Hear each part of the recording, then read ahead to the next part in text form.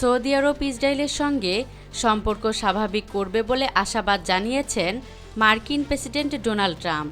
শুক্রবার টাইম ম্যাগাজিনে ট্রাম্পের প্রকাশিত সাক্ষাৎকারের বরাত দিয়ে এ তথ্য জানিয়েছে বার্তা সংস্থা এএফপি।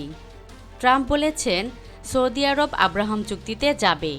এএফপির প্রতিবেদনে বলা হয়েছে, ট্রাম্প তার প্রথম মেয়াদে সংযুক্ত আরব আমিরাত, বাহরাইন, সুদান ও মরক্কো ইসরায়েলের সঙ্গে সম্পর্ক স্থাপন করে।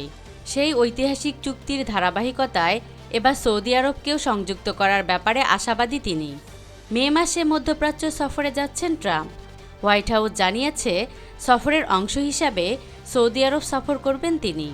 বার্তা সংস্থা রয়টারের প্রতিবেদনে বলা হয়েছে, ডোনাল্ড ট্রাম্পের আসন্ন সৌদি সফরকে কেন্দ্র করে রিয়াদের সঙ্গে $100 বিলিয়নেরও বেশি মূল্যের অস্ত্র বিক্রির একটি বড় ধরনের প্যাকেজ প্রস্তাবের প্রস্তুতি নিচ্ছে যুক্তরাষ্ট্র।